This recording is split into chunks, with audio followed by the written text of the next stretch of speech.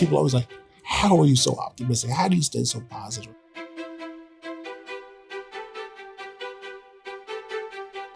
If you start to look at life sometimes from that perspective of what I do have, or looking at, I have it this bad compared to what? When you start looking at it like that, people will start to say, you know what? Life isn't so bad. Yes, I have this going on or that, but I can handle it. I can get through it because you know what? Someone else is fighting a battle that's way worse than I am.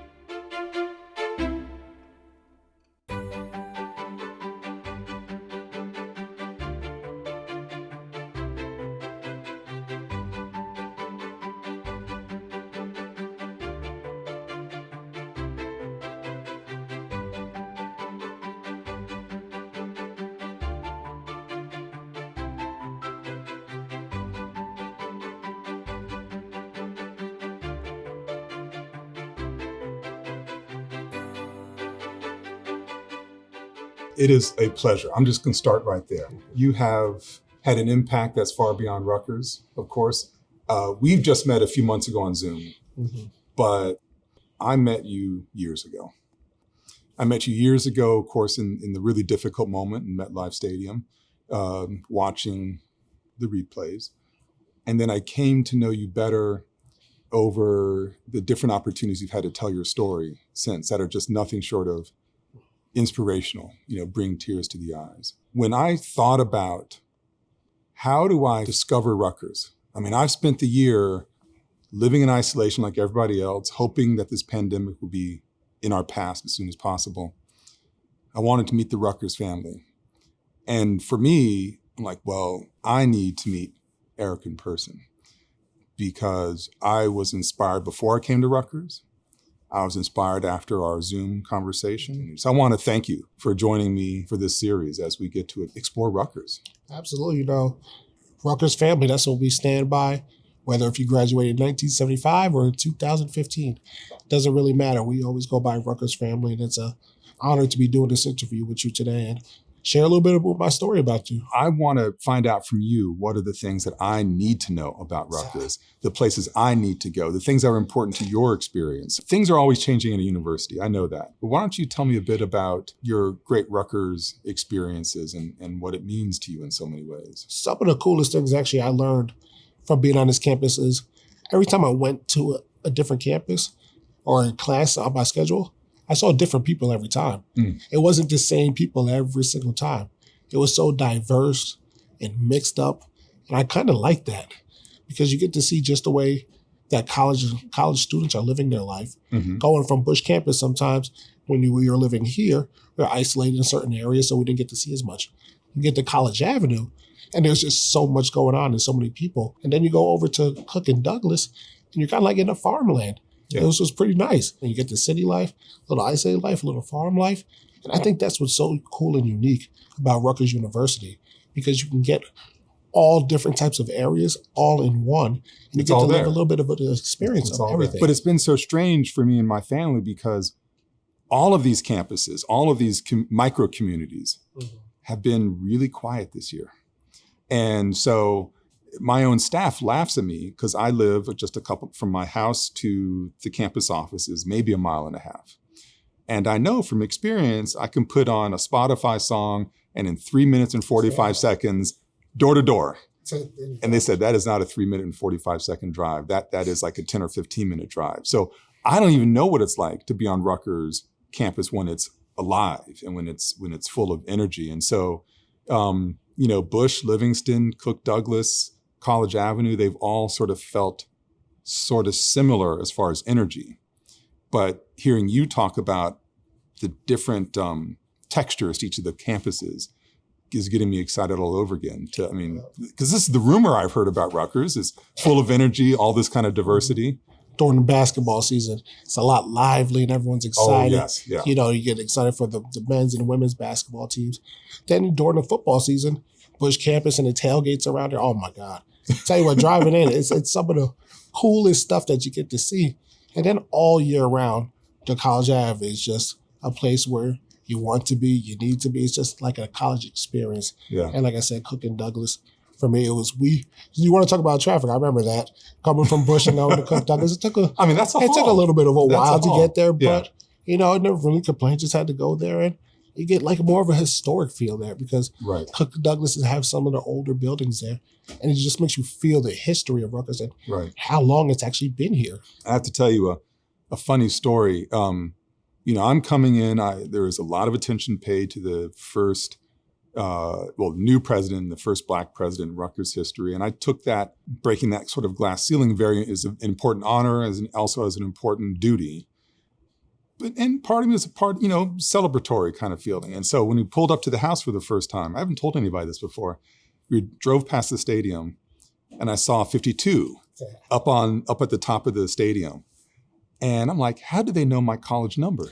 I was a linebacker like you. And I'm like, I didn't play in college. I just was kind of riding the bench. And that's a little over the top to put my number up there. And then I discovered that it had nothing to do with me at all.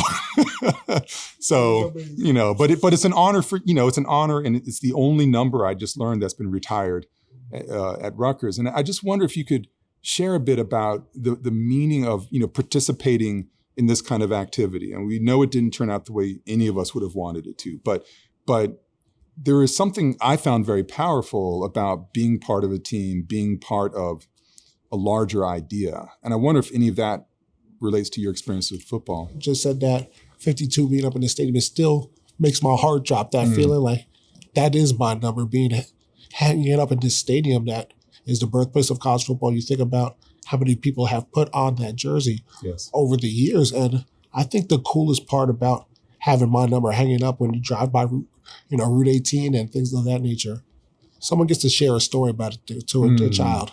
If it's somebody's grandparent, someone's mom or dad that's been there, like, why is that 52 hanging up? Just like you said, why is that 52 hanging up? Well, that's actually a player, Eric LeGrand. I live 25 minutes away, grew up in a pretty diverse town, a lot of kids. I didn't come from a big area. We didn't have a lot of money, but we made it by. We made it through. And I always say, it goes to show you, if you work hard, you believe in yourself, and you believe in a man above, anything is truly possible. To have my number hanging up there. And it only wasn't just because of my play. It's because of the man that Rutgers grew me into be. And people want that to be a representation of Rutgers. And I can't thank the university enough for that. I just got goosebumps down my sleeves. This happened many times when I've talked with you in the past. You said something I think is really important, given our moment in this world. There's a lot of hard things going on, a lot of challenges. We don't have to go back over them, but we're in a difficult moment here. And it's really easy for us to become cynical and to become pessimistic. And the energy I keep getting from you when we were on that Zoom call, when I watched videos of previous interviews, is just optimism and faith and conviction that if you bring the right attitude, the right faith, the beliefs,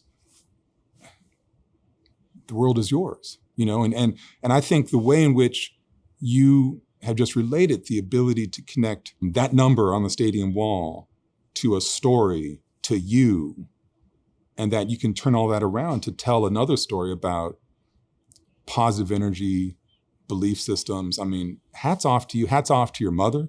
She clearly instilled the right kind of energy in you and to your larger community. When I got hurt when I was 20 years old, God willing, I live for many more years. I don't want to live unhappy. I don't want to change who Eric LeGrand is or was. Yes. I've always been this happy-go-lucky person. I don't like controversy. I like being the life of the party. I like making people smile, joking around, having a good time. And I made a promise to myself after my injury. I will stay that way. And even though all the things that I have to go through on a daily basis or what life throws at you, I'll still keep that positive attitude and smile on my face because I know it can always be worse. I have seen situations with my spinal cord injury where it's a lot worse off, and a lot of people sometimes don't realize how blessed and how fortunate they really are because we get caught up in our lives and our daily moments. That's humans. Yes. That we just go about our business sometimes and we have our complaints and we don't see the bigger picture, but I just am constantly reminded of how fortunate I am. And you know what? I'll never take life for granted, and that's how I'm going to go about it.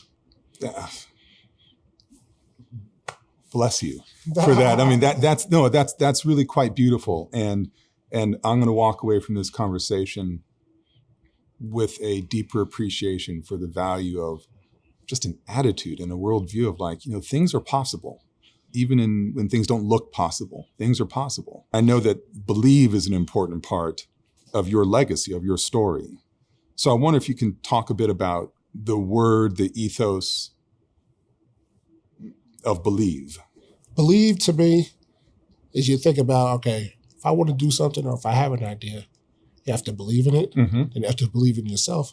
But it goes a lot into it. There has to be a thought out plan. You have to think of the logistics of everything. You can't just say, I believe in, here we go. No. Yeah.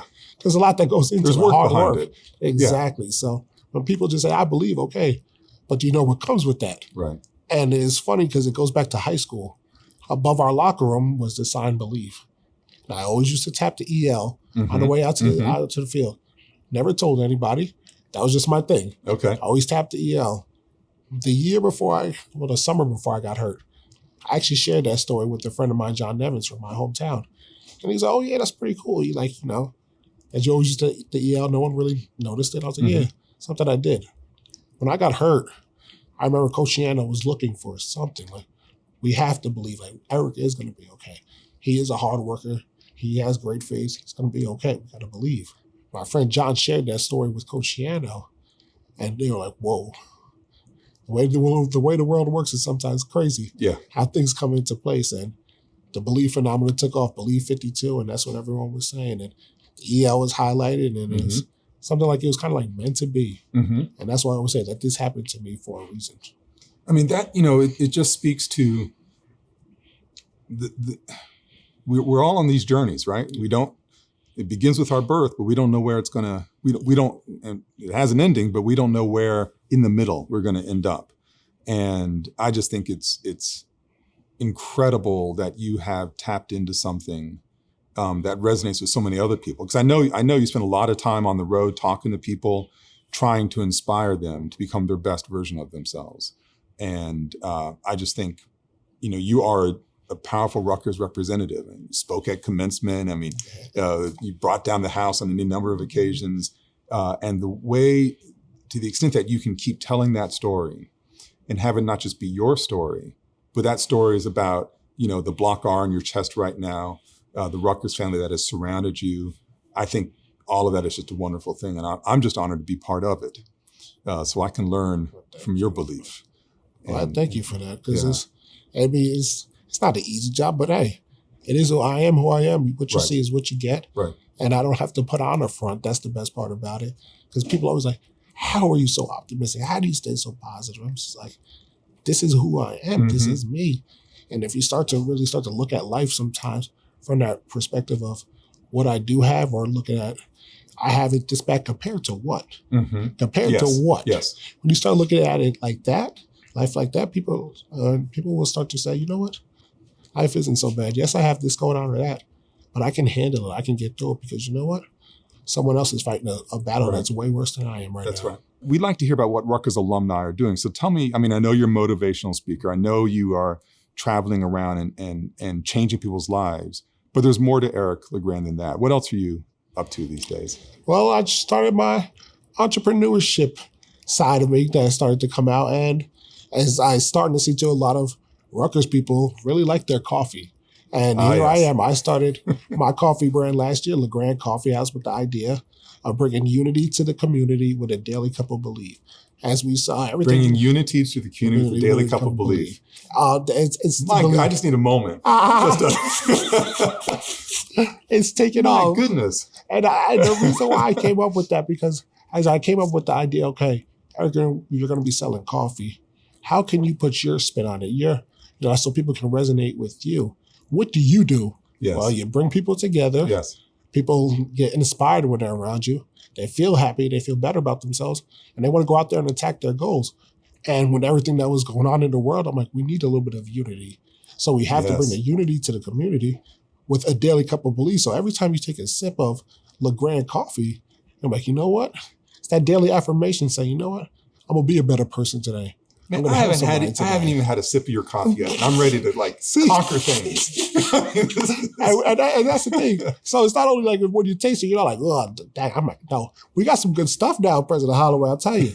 We got some smooth stuff, some bold stuff, whatever type you like. So we're making sure we're giving you some good gourmet coffee as well as you go about your day. So the Grand Coffee House is built in. We can't wait to open up our brick and mortar. I've been asking you all kinds of questions. Do you have any questions for me? Sure. I want to know what it is like for you when you accept a job like this and you move to a state like New Jersey, and now you have to meet all these people, but you have to go through the pandemic of not being able to meet all these people. Now that the world is opening up again, how do you take that on now as a responsibility where you've had to make decisions already? You've already put your foot in the door with Rutgers. Mm-hmm. Now you're getting to meet the people and the alumni and the students coming back in the fall. Is there any pressure on you, do you feel, going into this school year? Oh my goodness. So this last year was hard. Yeah. It was hard on everybody. But coming into a brand new community in the position I hold, mm-hmm.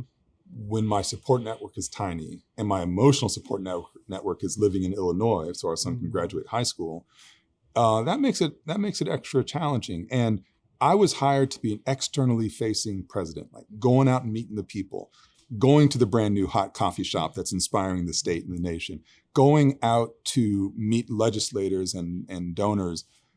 And I did all that electronically, which is, okay, that's good, I could do that, but it's not the same. I mean, I love meeting with you in Zoom. This is better. A lot better. Yeah, and so for me, in a weird way, the pressure, while intense, feels less intense as I think about opening up in the fall, because I feel like I can finally start to do my job the way that I know best how to do it. So New Brunswick has 52,000 students, undergrad and grad. In May, I met in person my 12th and 13th student. Wow. Yeah. So for someone who wants to go out and meet the people, and I can't even do the math fast enough to figure out what number 12 and 13 represents out of 52,000. It's a small number though. That's been really hard on me. And so I am really excited to get out there to welcome the new first year students, to welcome the sophomores who've really not been on campus. I am looking forward to seeing this dynamic place that you were talking about at the beginning of our conversation that I just haven't seen yet. Mm-hmm. To me, it's going to feel liberating in many ways. Now, I'm sure it's going to be exhausting, and I'm sure there's going to be hard things coming down the line. But a friend of mine told me, if you have belief, you can do great things. And so, I'm choosing to believe that great things are coming down the line. Some hard things that are going to come down the barrel of this job. Have you developed that New Jersey toughness yet? Because, we are a tough state. I'm not going to beat around the bush. I have a feeling I know about the toughness of New Jersey. So have you developed the New Jersey toughness and grit? Can you say the past year? Yeah, but it's a struggle, right? I mean, there were times this year I had to make really unpopular decisions, truly unpopular. I think they were the right things to do, but they're hard. And I heard about it in detail, in depth, and in breadth, and on repetition. And so that was a tough experience.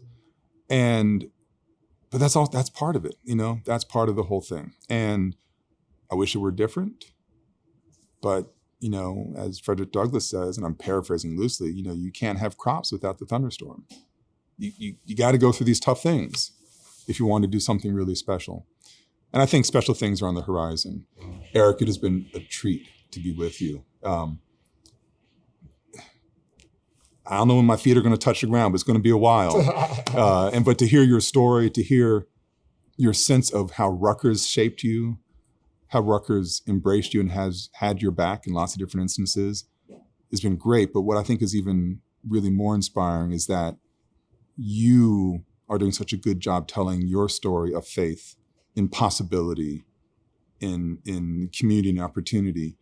And you are an ambassador for us. And the more that people can recognize Eric LeGrand represents the best of Rutgers, we are in your debt. So thank you for that. You're here at the perfect timing for where we need to go in our next steps. Can't wait to see what this university grows into. Like I said, academically, athletically, and just in the community in general. Thank you. Thank you so much. It's been a delight. Thank you.